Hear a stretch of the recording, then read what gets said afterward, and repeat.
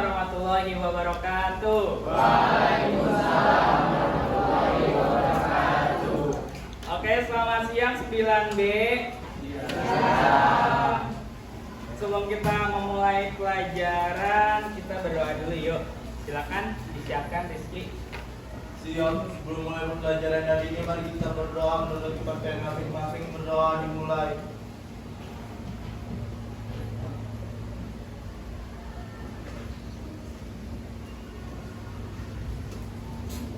Berdoa selesai menyesal.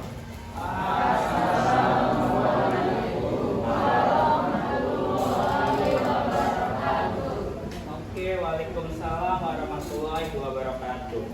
Hari ini yang nggak masuk berapa orang sih? 3 ya.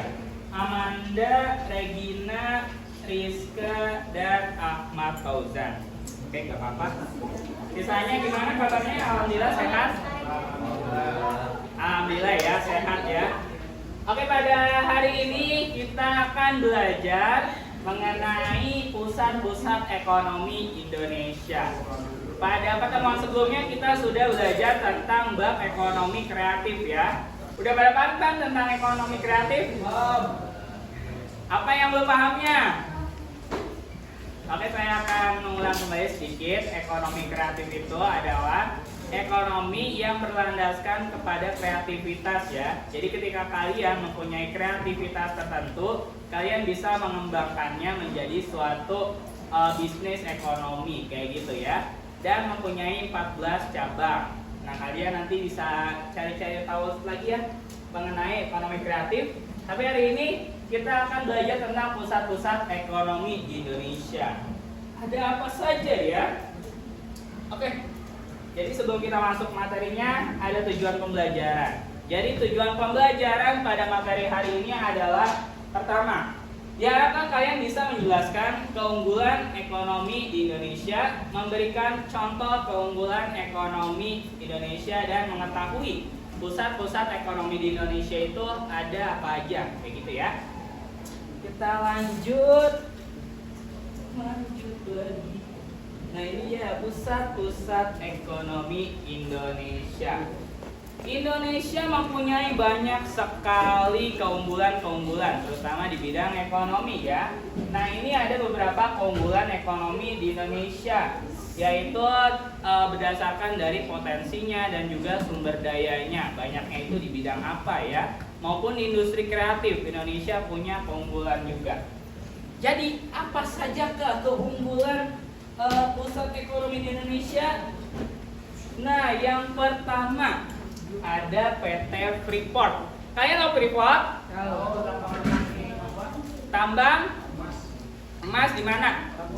Di Papua ya. Freeport tadinya di Papua. Nah, PT Freeport ini adalah perusahaan afiliasi dari Freeport McMoran Cooper dan Gold Inc. Nah, PT Freeport Indonesia ini menambang, memproses dan melakukan atau membuat tembaga emas dan perak ya.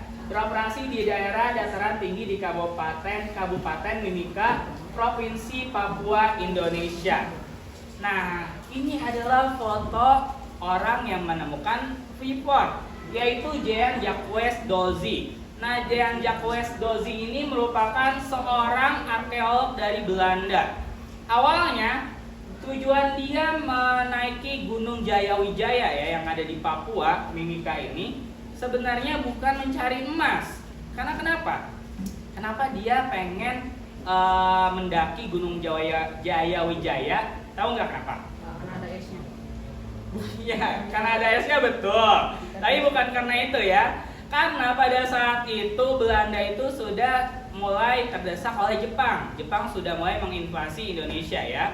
Tujuannya awalnya adalah sebelum Papua ditaklukkan oleh Jepang, jadi Belanda itu pengen menaklukkan dulu nih Papua itu ada apa aja sih.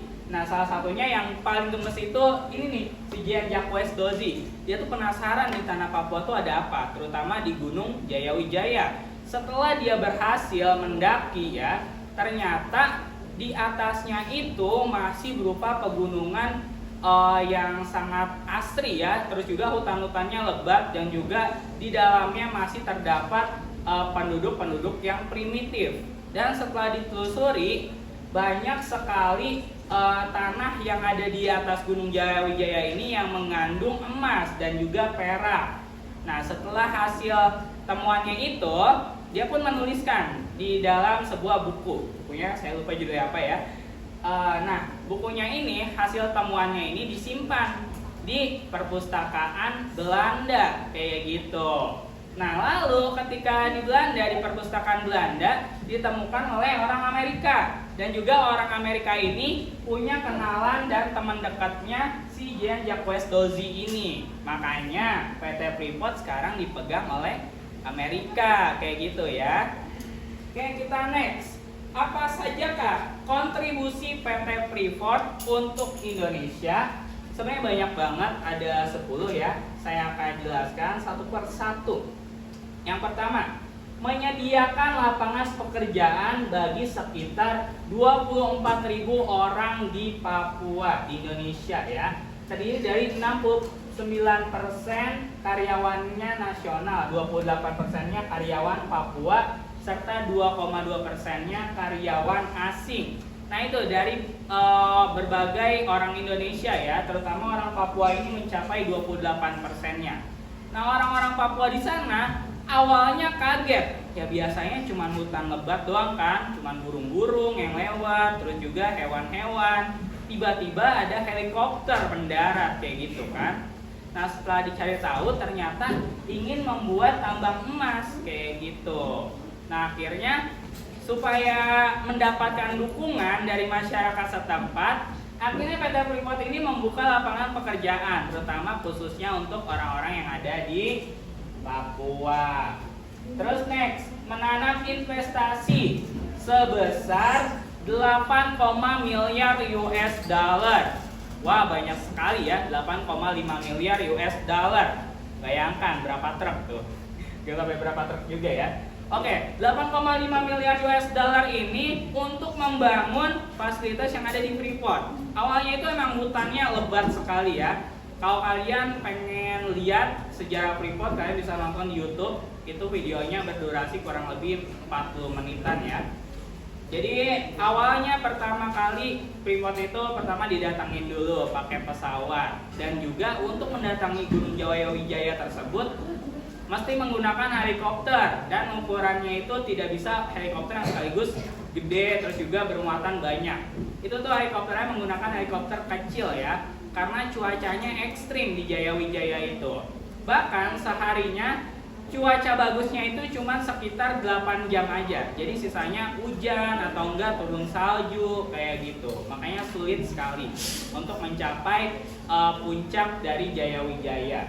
Nah, next, Freeport telah membeli sebesar 11,26 miliar barang dan jasa domestik pada tahun 1992. Next, dalam kurun waktu 4 tahun, Freeport telah memberikan kontribusi lebih dari 37,40 miliar US dollar dan dijadwalkan untuk berkontribusi lebih banyak lagi terhadap pemerintah Indonesia. Nah gitu, jadi hasil keuntungan Freeport ini dibagi dengan pemerintah Indonesia bisa mencapai 37 miliar US dollar. Banyak banget tuh ya, bisa untuk memenuhi berapa tahun tuh makanan keluarga kalian. Oke, next. Coba next, kembali. Sampai sini ada yang mau ditanyakan dulu nggak? Nggak ada? Oke, next. Keuntungan finansial langsungnya ke pemerintah Indonesia dalam kurun waktu 4 tahun terakhir adalah 59%. Nah, jadi 59% omset dari Freeport ini sekarang diberikan kepada pemerintah Indonesia. Sisanya ke perusahaan induk. Induknya itu perusahaan yang punya perusahaannya, 41%-nya. Terus, kajian LPM UI pada dampak multiplier efek dan operasi Freeport di Papua dan Indonesia pada tahun 2011 mencapai 0,8% untuk PDB Indonesia dan 45% untuk PDRB Provinsi Papua. Jadi pendapatan di Indonesia itu 0,8%-nya ini berasal dari Freeport kayak gitu. Lumayan ya. Kurang dari 1%-nya udah mendekati 1%, ini dari Freeport penghasilannya. dan sisanya dari perusahaan-perusahaan lain kayak gitu. Dan juga 45%-nya ini adalah penghasilan orang Papua ini dari Freeport kayak gitu. Karena banyak orang Papua yang bekerja di Freeport dibandingkan dengan masyarakat Indonesia dari daerah lain kayak gitu. Next, membayar pajak 1,7% dan anggaran nasional Indonesia membiayai lebih dari 50% dari semua kontribusi program pengembangan masyarakat melalui sektor tambang di Indonesia. Oke, jadi Freeport ini membayar pajaknya sebesar 1,7% dan juga membiayai 50%-nya dari perusahaan tambang yang ada di Indonesia lainnya. Nah, itu kontribusi Freeport ya. Terus membentuk 0,8% dari semua pendapatan rumah tangga di Indonesia. Sampai sini ada yang mau ditanyakan dulu? Oke, dua lagi. Membentuk 44% dari pemasukan rumah tangga di Provinsi Papua, tadi sudah dijelaskan. Terus penambangan yang dilakukan oleh Freeport dikelola sesuai dengan AMDAL atau analisis mengenai dampak lingkungan. Jadi kalau Freeport ini mempunyai tambang ya, dia itu turut juga melestarikan hutan. Kalau menurut ini ya AMDAL, tapi nyatanya tetap aja hutannya habis-habis juga ya, karena digarap buat jadi lahan pertambangan kayak gitu. Kita lanjut kembali. Nah, ini kita waktunya meme section ya. Kita bisa belajar dari meme atau meme. Sorry ya, meme atau meme ya. Nah, ini pertama yang menolak. Soekarno ini pada saat itu, pada pemerintahan Soekarno ya. Jadi Soekarno itu sangat menolak ya. Sangat menolak perusahaan asing yang berdiri di Indonesia. Pokoknya kita itu harus berdiri berdasarkan hasil kita sendiri kayak gitu. Jadi kita ingin membuat perusahaan ya orang Indonesia sendiri yang mengelola, orang Indonesia sendiri yang punya. Jadi orang asing itu tidak boleh menanamkan modal, tidak boleh berusaha di Indonesia kayak gitu, tidak boleh membangun usahanya. Tetapi pada masa pemerintahan Soeharto, nah Soeharto ini terpaksa untuk menandatangani perjanjian Freeport ini, peresmian PT Freeport. Kenapa kok dia mau sih menandatangani? Pertama, pada saat itu Indonesia itu masih sangat terpuruk ya, perekonomian Indonesia masih sangat rendah. Sehingga Soeharto pun meminta bantuan dari luar, yaitu dari PT Freeport ini salah satunya. PT Freeport memberikan kontribusi besar terhadap Indonesia, makanya Soeharto mau kayak gitu. Terus next, dilanjutkan kembali oleh Bapak Presiden Joko Widodo. Nah, Bapak Presiden Joko Widodo yang sekarang, Bapak Presiden kita yang sekarang ya, dia merebut saham dari Freeport. Kok merebutnya gimana maksudnya? Jadi gini, Freeport itu awalnya cuma memberikan bantuan kepada Indonesia enggak dari setengahnya. Kalau nggak salah hanya 30%-nya ya. Lalu pada masa pemerintahan Jokowi, nah setelah sekian lama nih baru sadar ternyata kita rugi loh selama ini bekerja sama dengan Freeport. Dan akhirnya ketika masa pemerintahan Jokowi, mau nggak mau nih PT Freeport harus bekerja sama atau memberikan sahamnya lebih besar kepada Indonesia. Akhirnya gimana? Ditandatanganilah. Nah ini dipaksa untuk tanda tangan, sehingga 51% saham PT Freeport itu milik Indonesia dan sisanya milik Amerika. Seperti itu ya. Nih, tuh ada gambarnya ya. Oke. Sampai sini ada yang mau ditanyakan? Kenapa? Oke, next. Perusahaan tambang minyak negara. Apa itu kilang minyak? Ada yang tahu? Ya, apa itu kilang minyak?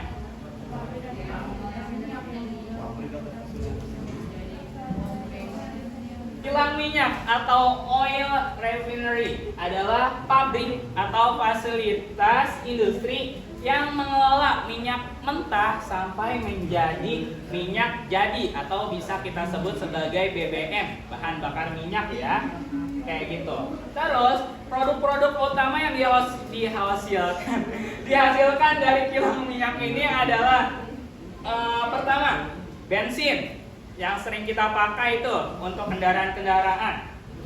Terus minyak diesel, minyak tanah. Minyak tanah sekarang mungkin udah jarang dipakai ya. Kalau dulu minyak tanah itu fungsinya untuk masak, untuk nyalain kompor. Jadi kalau misalnya kalian tanya nih orang tua kalian, "Mah, lu pakai minyak tanah buat apaan?" Gitu. Apa? Belum. Oh iya. Ya dulu minyak tanah dipakai buat apaan mah? Kayak gitu. Buat nyalain kompor, buat nyalain petromak kayak gitu. Karena pada saat itu belum ada listrik ya, kayak gitu. Next.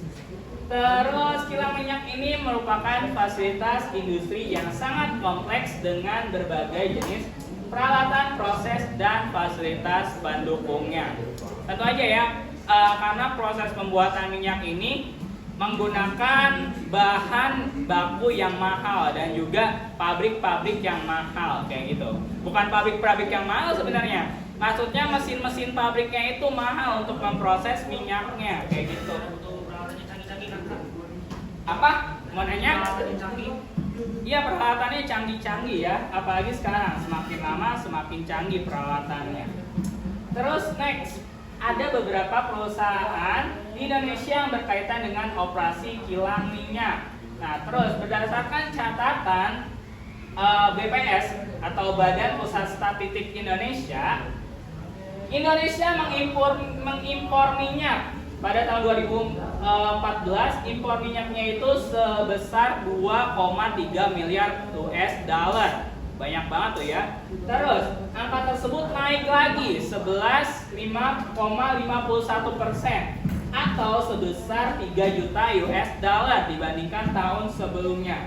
Dan bahkan makin lama makin besar lagi ya jumlah keperluan minyak di Indonesia. Makanya kita mengimpor juga dari luar. Meskipun kita punya kilang-kilang minyak yang ada di Indonesia kayak gitu. Coba kalau sekarang kan, kenapa BBM makin mahal? Kita lihat aja.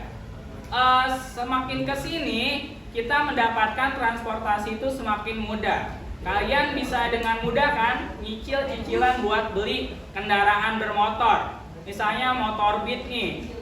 Tiara pengen punya motor Beat buat lebih gampang ke sekolahnya, biar nggak perlu mahal-mahal lagi ongkos buat Gojek kayak gitu ya, ngeluarin ongkos buat ngegojek kayak gitu. Jadinya belilah Honda Beat ya.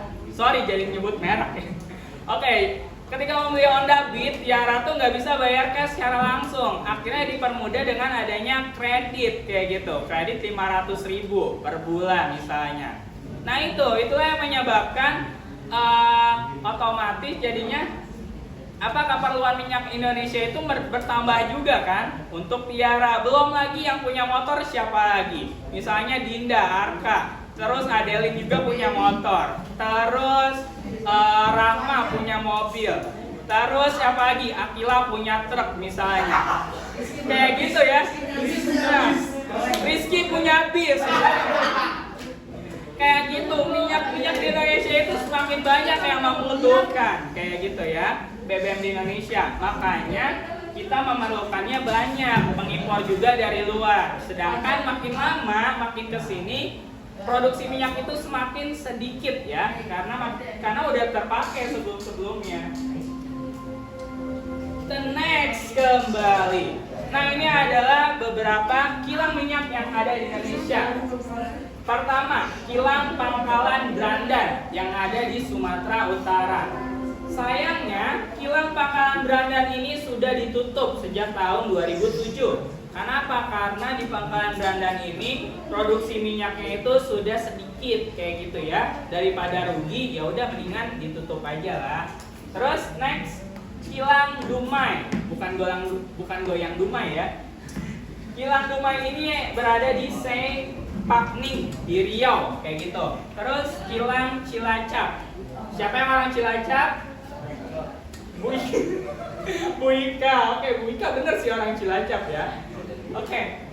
Di Cilacap, Jawa Tengah ternyata ada juga kilang minyak ya. Terus di Balikpapan, Kalimantan Timur, ada orang Kaltim? Nggak ada. Oke, di Kalimantan Timur juga ada. Terus kilang Kasim di Sorong. Sorong tuh di mana? Papua, betul. Terus kilang Balong di Jawa Barat. Tepatnya ada di mana ya? Saya juga lupa. Pengasingnya kalau nggak salah deh. Iya. Kilang Balong, terus kilang Cepu. Siapa yang suka cepu? Gak boleh cepu dong. Cukup nama kilang aja yang cepu, kamu jangan cepu dong. Oke? Kita next kembali. Kalian pasti sudah tahu batik dong. Batik tahu ya? Kalian pakai batik setiap hari apa? Kamis, betul. Nah, batik adalah salah satu warisan budaya Indonesia. Nah, kerajinan yang memiliki karya nilai seni yang tinggi dan telah menjadi bagian dari kebudayaan Indonesia. Kayak gitu ya.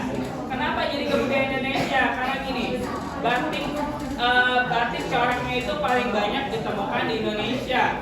Dan juga di setiap daerah-daerahnya, batik itu mempunyai ciri khas tersendiri coraknya. Kayak gitu ya. Misalnya ini, batik Megamendung berasal dari Cirebon, kayak gitu. Megamendung itu mega, artinya langit ya, awan. Mendung ya mendung, langit yang mendung, kayak gitu. Makanya digambarkannya seperti ini, kayak awan terus mendung, makanya warnanya warna langit-langit mendung lah, kayak gitu.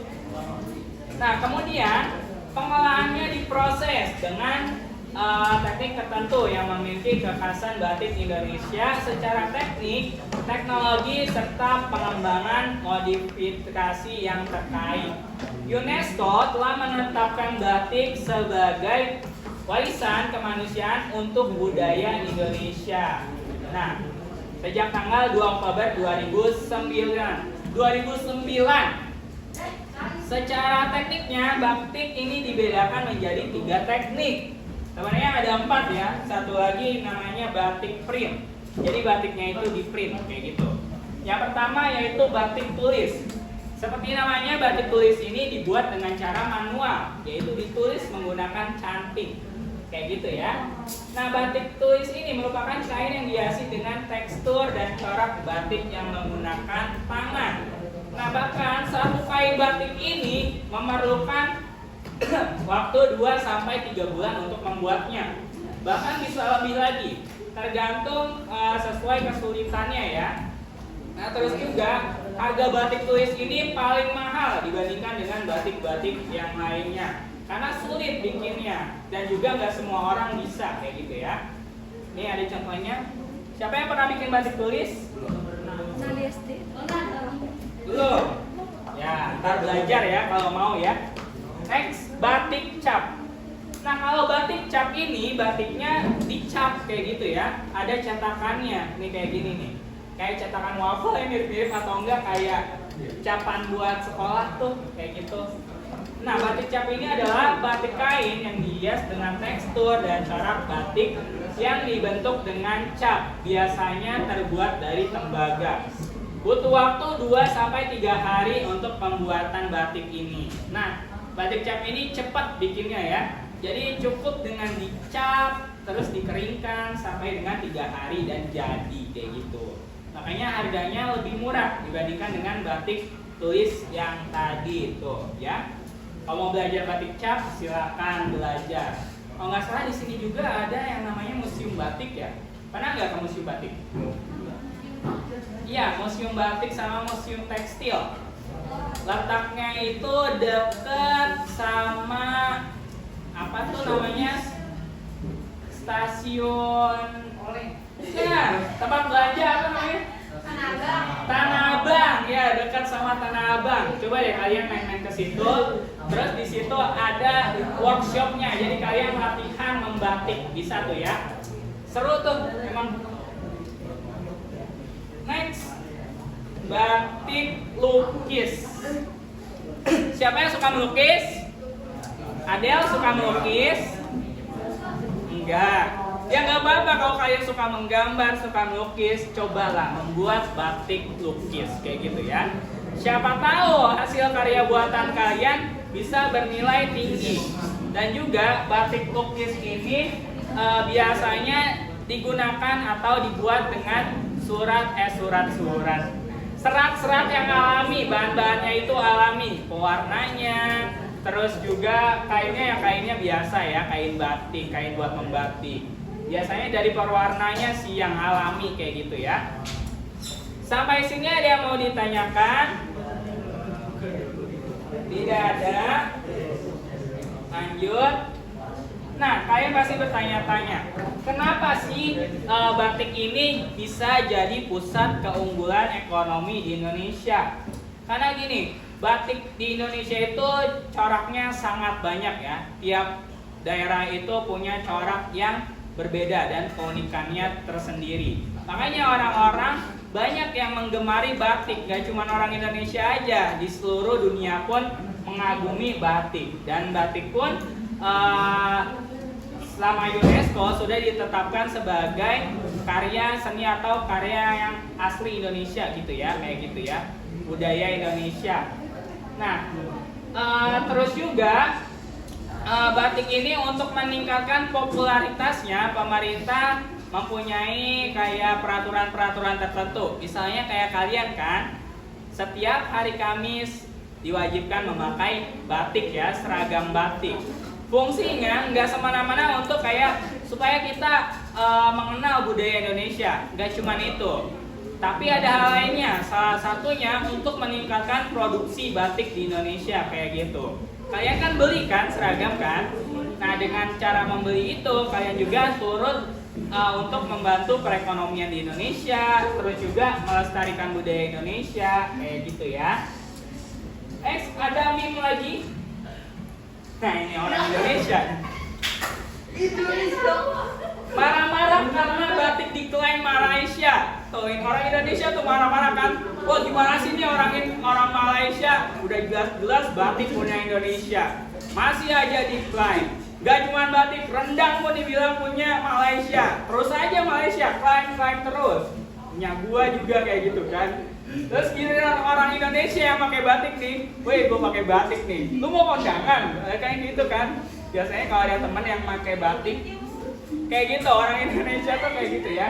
Giliran orang lain yang pakai orang dari negara lain ya, dibilang mengklaim budaya Indonesia. Giliran kita sendiri nih yang kayak bangga memakai batik nih, dibilang mau kondangan, karena ciri khas batik itu dipakai buat kondangan ya. Itu dia orang Indonesia. Jadi gini, sebenarnya corak-corak batik ini ada dari berbagai belahan dunia ya. Bahkan di berbagai belahan dunia pun ada corak-corak yang mirip dengan batik. Sehingga apa? Sehingga batik itu memang khas Indonesia, tetapi telah dimodifikasi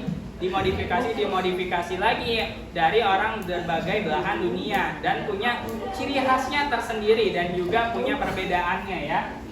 Kayak gitu. Coba nih kita next lagi. Nah, ini seperti yang saya bilang untuk meningkatkan perekonomian. Next lagi ini, ada bias kamu nggak nih yang pakai batik? Siapakah ini? Yang mana Jungkook? Ini. Jungkook, siapa yang biasanya Jungkook? Terus ini siapa? Seokjin. Siapa yang biasa Seokjin? Kalau member BTS saya pakai batik ya, bangga ya. Kalian juga harusnya bangga memakai batik dong. Kita next lagi. Ini dia istri saya. Cantik banget ya. Ada siapa yang biasanya Nayan sana? Ada yang biasanya? Nah, ini dia. Pakai merupakan corak batik juga ya. Lagu Morenmor ya kak? Iya betul. Kamu ternyata mengikuti juga ya. Nah, siapa nih? Siapa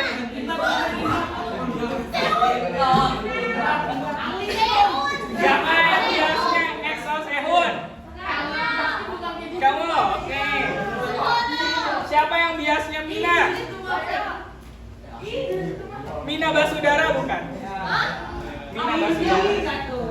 Bukan ya? Ini siapa nih? Jonghyun. Ini ada yang biasa Jonghyun. Nah itu semua orang luar yang memakai batik ya, batik dari Indonesia. Ada yang mau bertanya? Kenapa nggak tapi? Silakan, ada yang mau bertanya? Kalau yang belum jelas silakan bertanya. Jika belum jelas silakan tanya. Nanti akan saya jawab selalu saya ya. Ayo ada yang mau nanya nggak? Gimana sih? Gitu kan. Ayo, ada yang mau nanya? Cepat. Ada yang mau nanya nggak? Serius? Bang, sekarang model apa? Apa? Sekarangnya model apa? Cukurannya? Ini model cepmek ya. Cepmek ya? Nggak, nanya seputar bakti, tripod gitu nggak ada. Nggak ada, oke deh. Ayo kamu nanya nggak? Cepetan nih. Kamu nanya, kamu bertanya-tanya. Cepat, mau nanya nggak? Sudah paham semua? Sudah, oke. Gimana kalau kita main games berdebat? Nanti saya kasih hadiah. Kalau gue masuk tim sini gua. Sudah siap nih, Davin mau masuk di mana? Cepat. Ya. Oke, kalau tidak ada yang bertanya, kalau begitu saya akan memberikan pertanyaan. Ya, terima kasih semuanya. Yang kita main games dulu ya. Oke, gamesnya adalah ini kita akan debat. Nanti hadiahnya adalah Pak. Saya memegang satu kotak nih ya. Jadi games kali ini adalah berdebat. Saya akan memberikan sebuah mosi dan nanti ini ada empat baris ya. 4 baris ini dibagi jadi 2 kelompok. Jadi kelompok kanan dan juga kelompok kiri ya. Kelompok kiri dari Adeline sampai dengan Anissa. Kelompok kanan dari Tiara sampai dengan Brian. Oke? Siap ya? Siap. Kalian tim pendukung ya. Kalian harus mendukung opsinya. Bayangkan jika kalian suatu jadi yang punya perusahaannya atau menjadi apapun. Jadi kalian yang tim mendukung dan kalian tim menolak. Oke, dengarkan mosinya baik-baik. Ya. Bayangkan jika kalian menjadi seorang pemerintah ya. Oke, bayangkan kalian menjadi pemerintah. Bayangin dulu. Nah, terus pemerintah ini setuju bahwa PT Freeport sebaiknya ditutup saja. Oke, tim pendukung. Bagaimana menurut tim pendukung?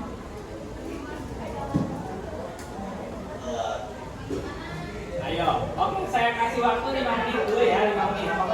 5 menit break dulu ya. Mosinya adalah saya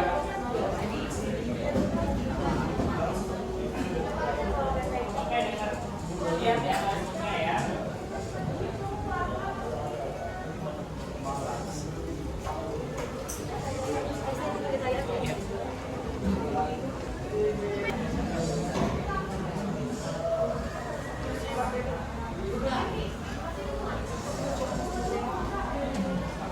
Oke, gimana? Ya susah loh, itu gampang loh. Gampang saya nggak.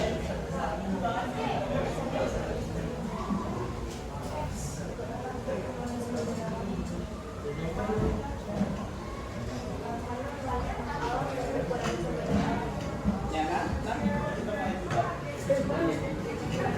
Jawabnya 1 menit lagi ditulis deh.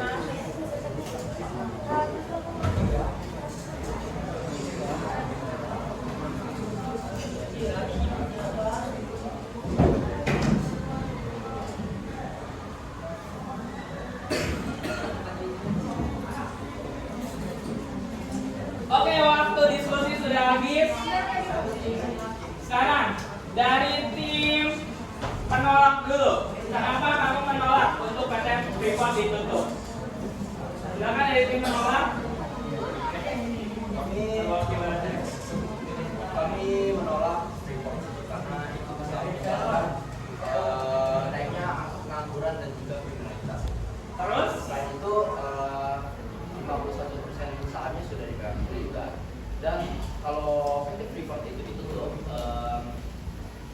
itu akan menyebabkan kacauan ekonomi dan pemulihan itu akan sangat lama. Ya, Oke. apalagi banyak dari karyawan nasional dari Papua itu bekerja sampai Oke, ada yang mau nambahin nggak temannya? Terkait PT Freeport sebaiknya tidak ditutup. Oke, sudah. Sekarang dari tim yang setuju PT Freeport ditutup karena apa? Silakan berikan pendapat kalian. Ayo. 1.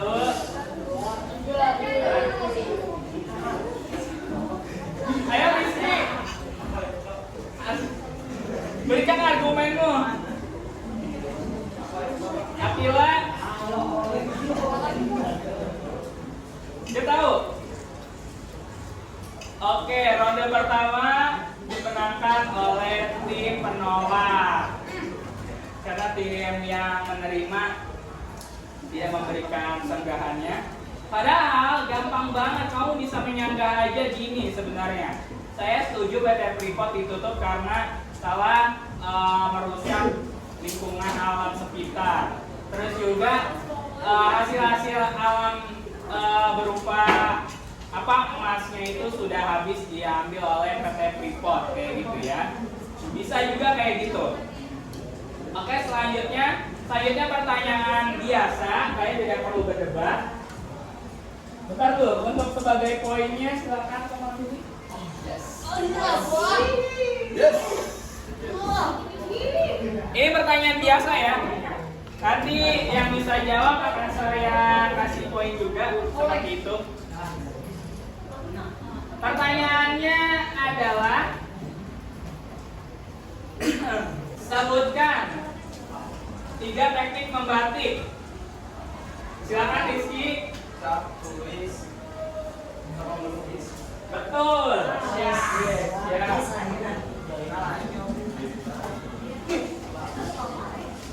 Silakan Rizky. Ini bernilai 50 poin ya. 50 poin. 50. Next pertanyaannya adalah siapa penemu PT Freeport tadi? Siapa menemu Freeport? Penemu PT Freeport? Di Jakwes. Betul. Oke.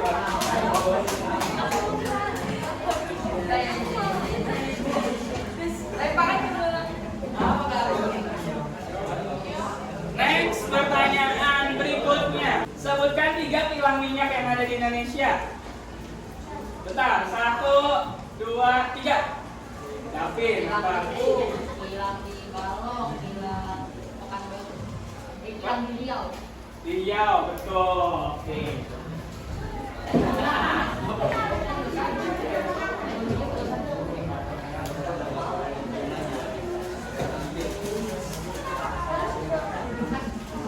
Oke, next. Pertanyaan ini bernilai 100 poin. 100 poin ya.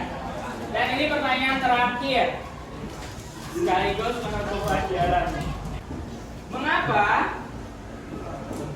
batik menjadi pusat keunggulan ekonomi Indonesia? Siapa yang tahu? Apa? Ayo 1, 2, 3. Kenapa batik menjadi pusat keunggulan ekonomi Indonesia? Kamu jabarkan. 3, 2, 1. Afin. Karena batik merupakan kerajinan tradisional di Indonesia. Memiliki gerakan beragam. Oke, betul. 1, 2. Karena batik itu berarti pakai di seluruh dunia. Satu, batik itu dari dari milik Indonesia. Tenang jadi milik Indonesia. Oke, pertanyaan Alvin yang lebih betul ya. Next, jumlah poin kalian berapa? Sama-sama 150 ya. Oke, bab penentuan lagi. Pertanyaan penentuan. Ini aja utamanya nih ya. Tapi Gimana cara pimpin nih? Pertanyaan terakhir nih ya, kalian harus berdebat. Pertama, sebutkan dampak positif dan negatif berdirinya PT Freeport. Minimal 55, saudara. Apa 55 loh? Oh, 55-nya ekonomi Indonesia naik. Itu positif apa negatif? Positif. Positifnya apa aja dulu? Ekonomi negara meningkat, itu mengurangi pengangguran, itu meningkatnya yang ketiga kriminalitas berkurang, yang keempat Papua lebih terekspos, menambah lapangan kerja. Lalu negatifnya merusak lingkungan, Terus? membuat spesies hewan atau tumbuhan yang langka di Papua hilang. Terus? Mungkin atau punah. Lalu Ah. habitat hewan hancur, hilang. Nah, satu struktur tanah di Papua jadi lebih kurang subur, maksudnya jadi rusak. Atau kelima mikroorganisme Mikroorganisme.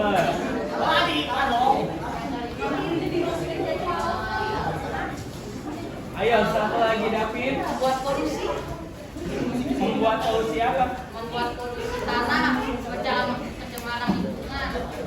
Kan tadi udah. Ayo, lagi.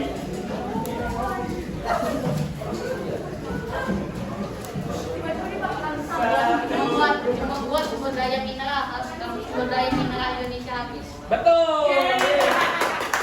Selamat pokoknya David memenangkan pertandingan. Oke. Untuk terakhir, silakan Kelompok David memberikan kesimpulan pelajaran hari ini. Iya.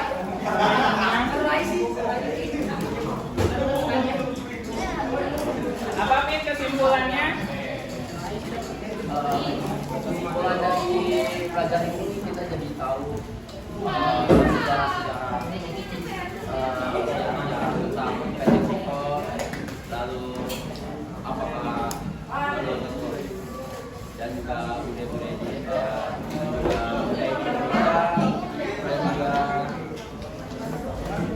kilang yang di Indonesia apa saja. Oke. Siapa pendiri PT Freeport? Oke, terima kasih Kelompok David. Oke, jadi kesimpulan hari ini adalah kita menjadi tahu apa saja pusat-pusat ekonomi yang ada di Indonesia. Tadi sudah dijelaskan ya. Pertama ada PT Freeport, siapa penemunya sudah saya jelaskan juga. Terus ada kilang-kilang minyak yang ada di Indonesia dan juga batik khas Indonesia, kayak gitu ya. Oke, sekian pembelajaran hari ini.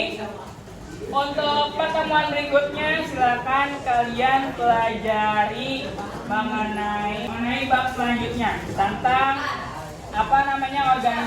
organisasi ekonomi yang ada di Indonesia dan juga di sekitaran dunia ya, kayak gitu ya. Oke, ayo disiapkan dulu semuanya. Silakan siapkan, Rizky. Udah lagi. Siap, sebelum pulang marilah kita berdoa menurut kepercayaan masing-masing. Berdoa dimulai.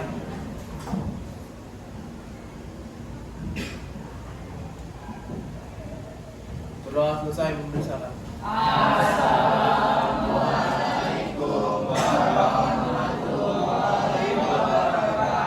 Waalaikumsalam warahmatullahi wabarakatuh. Oke, selamat pulang, hati-hati di jalan ya. Hati-hati.